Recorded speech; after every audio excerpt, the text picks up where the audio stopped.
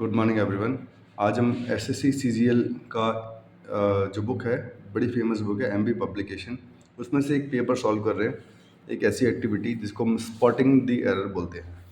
ठीक है, ये पेपर है स्टेनोग्राफर का जो कि 2016 में आया था, और इसकी एक एक्टिविटी है, इसको बोलते हैं स्पॉटिंग द एरर। ठीक है, इसको हम कॉमन एरर भी बोलते हैं। ठीक है, हम लोग प्रैक्टिस करेंगे इसकी कि कैसे ये क्वेश्चन हमें सॉल्व करने हैं। तो 1 मिनट में शुरू करते हैं। चलिए, तो फटाफट से पहला क्वेश्चन रीड करते हैं। आई थिंक आपको दिखाई दे रहा है बहुत क्लियरली कोई भी क्वेश्चन जो है। ये पहला क्वेश्चन है, ये वाला। तो यहाँ से स्टार्ट करते हैं। सेंटेंस, जैसा आपको मालूम है कि कॉमन एरर के अंदर 4 पार्ट्स होते हैं, जिनमें से ए बी सी और लास्ट में आता है डी। अगर आपको कोई एरर नहीं मिला तो आप डी को चूज़ करेंगे, और अगर कोई भी एरर आपको मिला है तो उसमें आप उस ऑप्शन को मार्क करेंगे। जैसे ए बी सी और डी है, तो अगर आपको ए बी या सी में से कोई ऑप्शन मिला है तो आपका आंसर ए बी या सी माना जाएगा। ठीक है, ये आपके जो ऑब्जेक्टिव टाइप के क्वेश्चन है इसकी फॉर्म में, लेकिन ये है आपका क्वेश्चन। तो आपको अगर आंसर ए में मिला तो आपको आंसर ए लिखना है। ठीक है, ये आपको मालूम ही है। तो हम फटाफट से स्टार्ट करते हैं इसको प्रैक्टिस करना। सेंटेंस है, in the valley of Kadisha where the mighty river flow, 2 little streams met, no error. तो इसमें एरर कहाँ पे है? देखिए, लॉजिक देखेंगे एरर का कि ये एरर यहाँ पे क्यों निकला है। एरर है फ्लो के अंदर, क्योंकि पूरा सेंटेंस जो है वो पास्ट के अंदर है। याद रखना, पूरा सेंटेंस पास्ट में है।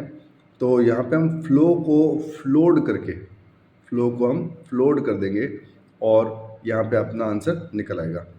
अगर इसको फ्लोड कर देंगे तो आंसर बनेगा, in the valley of Kadisha where the mighty river flowed, 2 little streams met, no error.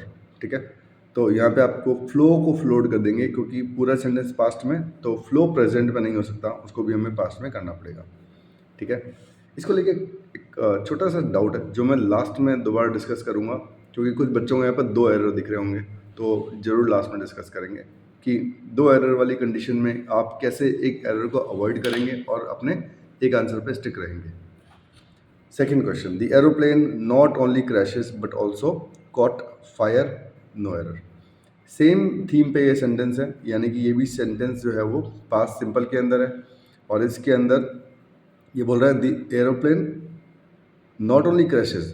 तो सेंटेंस पास्ट में है तो क्रैशेस नहीं हो सकता, और पास्ट का कैसे पता चला? But also caught fire, caught catch की सेकेंड फॉर्म है, यानी पास्ट फॉर्म है। तो एक घटना के बारे में बता रहे हैं जो कि हो चुकी है। तो जब कॉट पास्ट के अंदर है तो फिर क्रैश भी पास्ट में होगा, तो करेक्ट आंसर होगा क्रैशेस, और आपका आंसर बनेगा बी। पहले वाले में आपका करेक्ट आंसर था बी, सेकेंड वाले में भी बी आंसर है।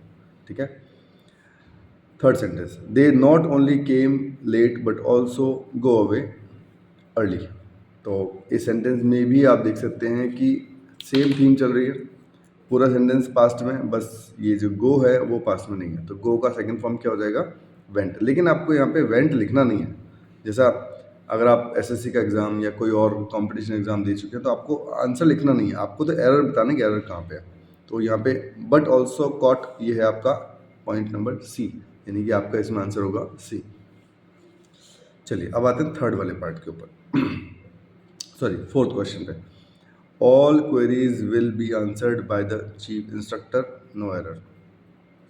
इसमें पास वाली थीम नहीं है, इसके अंदर पास वाली थीम नहीं है। यहाँ पे ऑल क्वेरीज होना चाहिए करेक्ट आंसर। तो यहाँ पे ऑल के साथ में, क्योंकि क्वेरी एक काउंटेबल नाउन है, तो इसमें क्वेरी और क्वेरीज वर्ड बन सकते हैं। तो ऑल जो है उसके साथ में प्लूरल आना चाहिए, तो यहाँ पे क्वेरीज। तो आपका आंसर है ए। ठीक है, क्योंकि एरर हमें ए में मिला है। ओके, अब आगे बात करते हैं, थोड़ा लाइट चला लेते हैं यहाँ पे। चलिए, had Mukesh work hard he would have got a distinction in the exam, no error. Had, देखिए जब भी हेड से स्टार्ट होने वाले सेंटेंस हैं, जनरली हेड से तो क्वेश्चन मार्क वाले सेंटेंस में स्टार्ट होते हैं, लेकिन यहाँ पे कोई क्वेश्चन मार्क नहीं है। हैड से जो सेंटेंस स्टार्ट होते हैं, अगर क्वेश्चन मार्क नहीं है तो वहाँ पे उसके बाद जो वर्ब आएगी वो थर्ड फॉर्म आनी चाहिए। वर्ब कौन सी यहाँ पे? वर्क। तो थर्ड फॉर्म क्या होगी? वर्कड। तो यहाँ पे होना चाहिए had Mukesh worked hard he would have got a distinction in the exam. तो यहाँ पे एरर है आपका ए। ठीक है। Question number 6, the beggar thanks him a lot for the help, no error. यहाँ पे पास वाली थीम है, क्योंकि बैगर ने धन्यवाद दिया, थैंक यू बोला, तो थैंक एक वर्ब है जिसकी सेकंड और थर्ड फॉर्म होती है ईडी।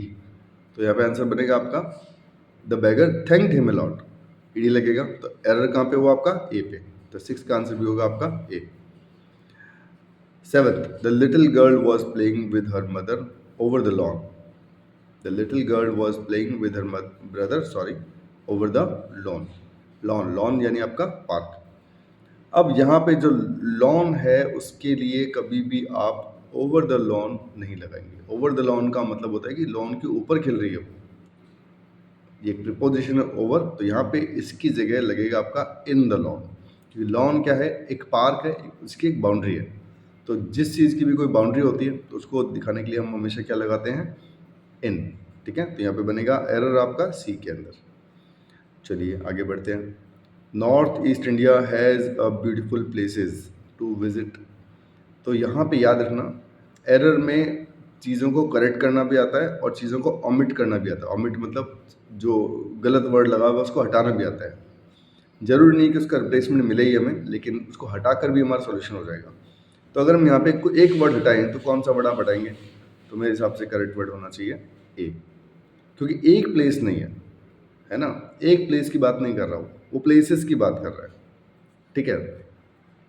अगर इसको हटा दें तो एरर ये बनेगा आपका north east India has beautiful places to visit. तो आंसर होगा आपका बी, एरर है आपका बी के अंदर।